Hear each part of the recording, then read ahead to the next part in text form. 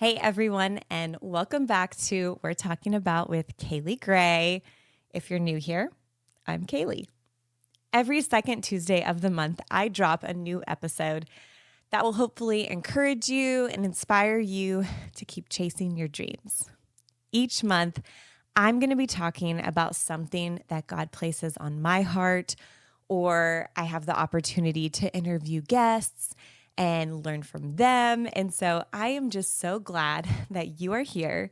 And if you haven't subscribed on YouTube, Apple Podcasts, or Spotify, the links are below. And so I would love for you to do that so that you know when new episodes drop.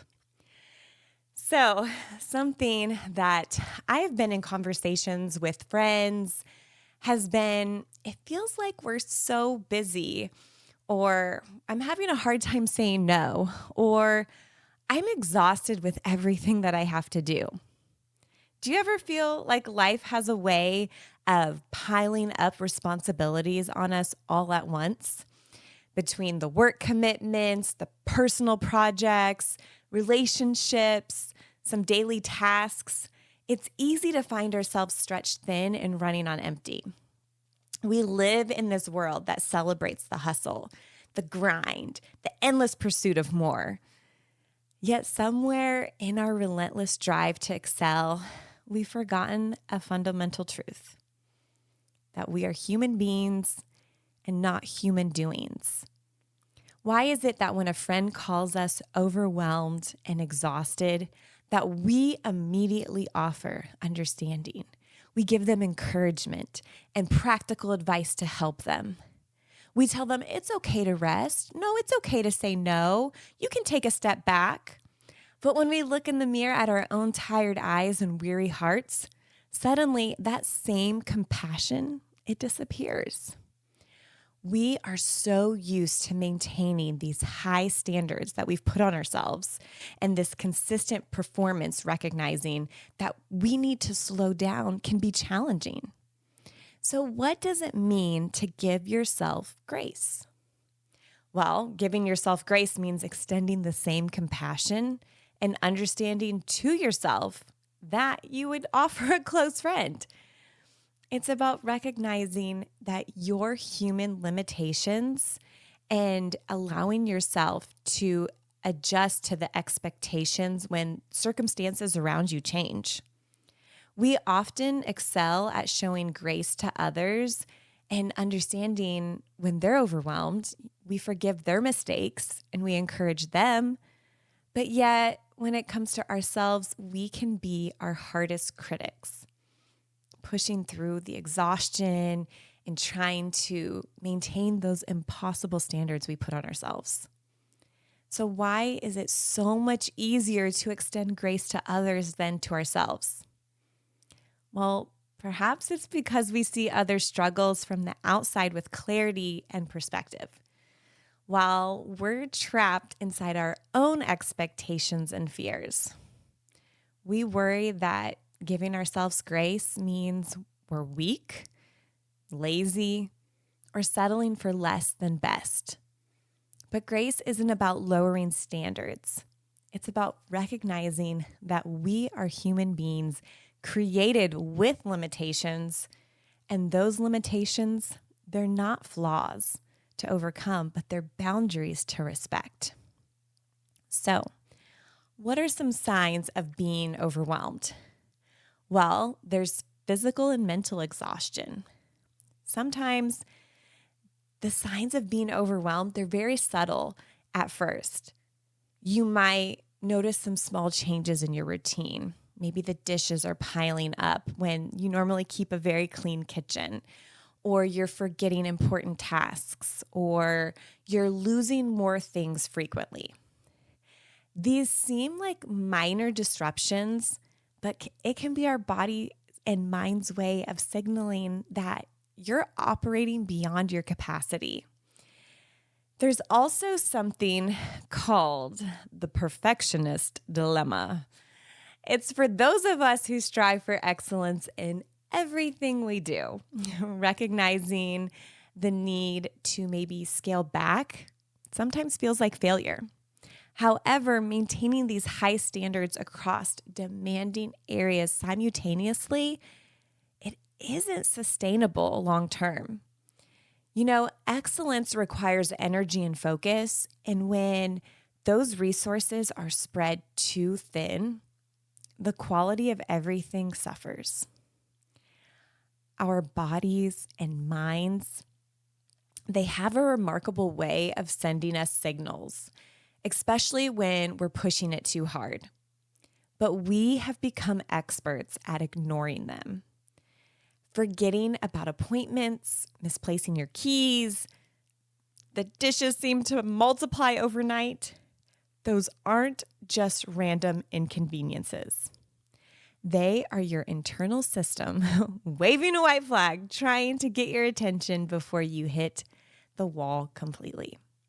Now, perfectionists, they often dismiss these early warning signs, thinking that they can power through. But excellence, it isn't about maintaining impossible standards across every area of life. True excellence recognizes that sustainable success requires wisdom for when to push forward and when to pull back. So the small mistakes and the forgotten details, they aren't these character flaws.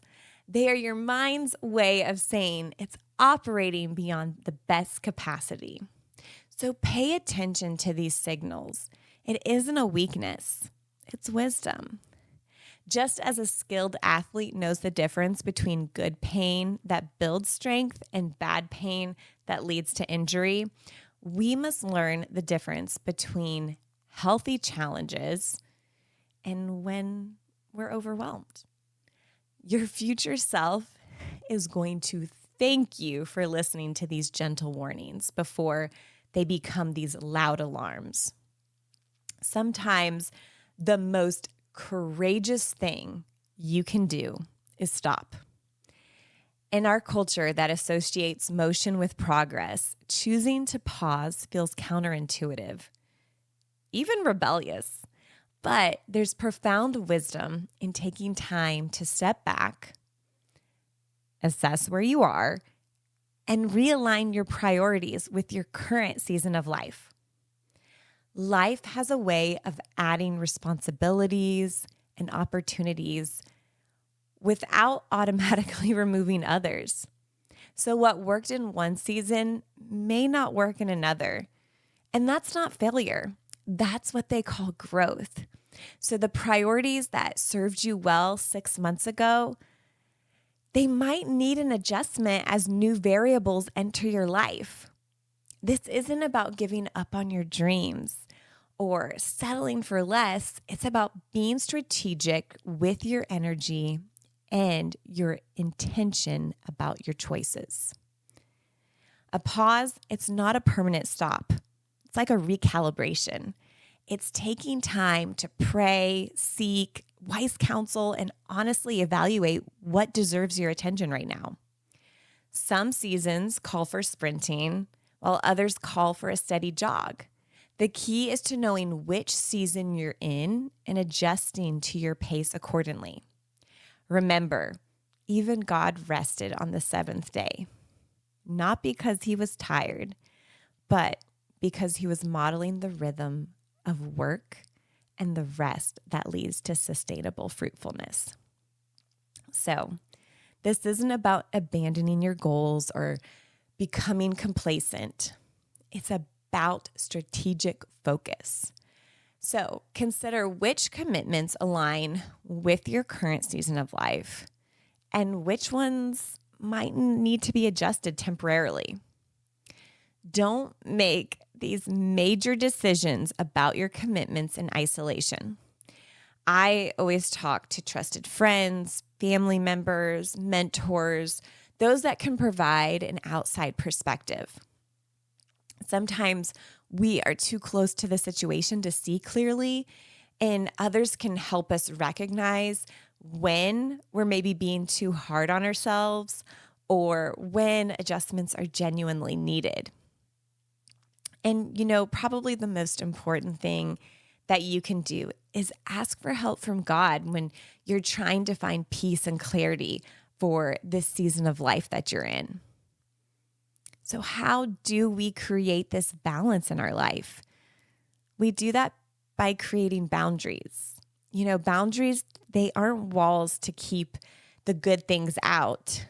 Think of them as gates that help you manage what comes in and when they should be coming in. By setting boundaries, your time, your energy, your availability, it's not selfish, it's stewardship. You're taking care of the resources that God has given you so that you can serve others and do the things that God has called you to do, but you're able to do them from a place of strength rather than depletion. One of the most important boundaries you can set is around rest. When you decide that 9 p.m. means you are done working for the day, you're not being lazy, you're being wise. Because your brain, it needs time to process and recharge and prepare for tomorrow's challenges. So sleep, it's not this luxury that we get, it's a necessity for functioning. So when you prioritize rest, you're actually setting yourself up to be more effective during those working hours. When you set a regular day of rest, it can feel impossible to do when you have so much going on that to-do list. But it's often when we feel that we can't afford to rest that we need it the most. And it doesn't always have to be the same day each week. My schedule is somewhat the same, but then it also changes a lot week by week. And so my day of rest varies from week to week. But this is something that I started doing the past few years because I could tell I was burning myself out in everything that I was doing. And I wanted longevity in the things that I felt like God was calling me to do. Now, setting these boundaries, it isn't about having these rigid rules, but creating new rhythms that sustain you long term. Healthy boundaries today create the foundation for sustained excellence tomorrow. So by giving yourself grace, it doesn't mean you're becoming lazy or abandoning your goals. It means you're being strategic about your energy and realistic about your capacity in this season. It's about making intentional choices that support your long-term success rather than burning out in this pursuit of short-term achievements. By having grace for yourself, it means that you recognize that seasons of life vary, and so do their demands. And that flexibility, it's a strength, not a weakness. You can achieve every goal on your list and still feel so empty if you've forgotten how to actually live your life along the way. So giving yourself grace, it means remembering that it's not this, you're just not this productive machine designed to check off, tasks, but we need to make time for the connection and rest and fun in our lives. So when you make space for friendships and, those spontaneous moments and activities that bring you joy, you're not being irresponsible. You're being a human. And the goal isn't to eliminate all ambition or stop pursuing excellence. It's to find a sustainable rhythm that allows you to chase those dreams while also enjoying the journey. So don't be so focused on the destination that you miss out on the beauty of the path that you're walking in right now. Because I want to encourage you this week, take a moment and practice giving yourself the same grace that you would extend to a friend who is facing similar challenges. I want you to take an inventory of your current commitments. What is your energy levels like? Are you operating beyond your sustainable capacity? I encourage you to choose one area that you can implement a boundary or an adjustment that supports you and your well-being. This might be setting a firm bedtime, scheduling a day of rest, or temporarily reducing your involvement in a non-essential activity. Remember, giving yourself grace, it's not about lowering your standards. It's about creating conditions that allow you to maintain those standards sustainably over the long term. So I hope you are encouraged by today's episode, and I can't wait to see you next time.